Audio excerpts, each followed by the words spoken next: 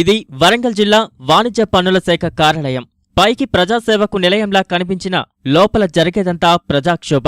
ఏదైనా ధ్రువపత్రం కోసం అక్కడికెళ్తే నిండు జేబు ఖాళీ అవ్వాల్సిందే.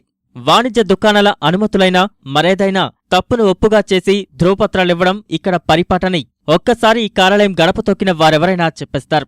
అంతేనా, ఎలాంటి అర్హత లేకపోయినా చెయ్యి తడిపితే చాలు తదాస్తు అని దీవించేస్తారు ఇక్కడి అధికారులు. అందులోనూ హన్మకొండ ఏసీటీఓ రమేష్ బాబు, రామన్నపేట ఏసీటీఓ ప్రభాకర్ రూటే వేరు. బేరం తెగందే అక్కడేమీ పని జరగదు. నమ్మశక్యంగా లేదా? అయితే ఈ లంచావతారాల చేతివాటాన్ని మీరే చూడండి.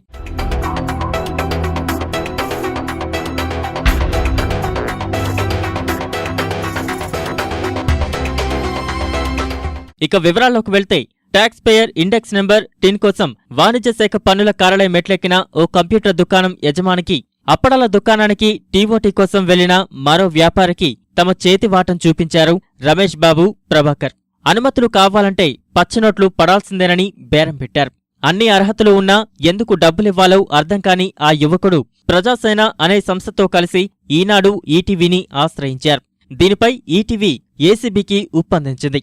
ఇంకేముంది, సీన్ కట్ చేస్తే ఇదిగో ఇలా ఒకే వలలో 2 అవినీతి చేపలు అడ్డంగా బుక్కయ్యాయి.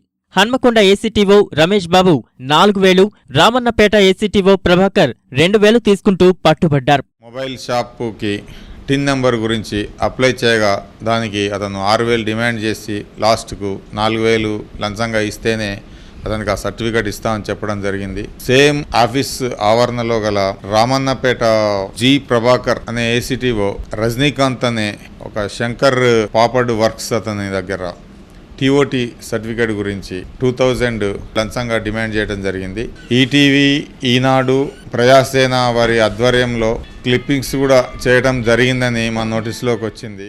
వాణిజ్య శాఖ అధికారుల చేతివాటం శృతిమించడం వల్లే ఏసీబీని, ఈనాడు, ఈటీవీని ఆశ్రయించామంటున్న ఫిర్యాదుదారులు ఇలాంటి వారిని కఠినంగా శిక్షించాలని డిమాండ్ చేస్తున్నారు. 20 రోజుల క్రితమే లంచం అడిగిండు ఒక ఫర్మ్ టీఓటీ తీసుకోవడం కోసం ఏసీటీఓ ప్రభాకర్ గారు.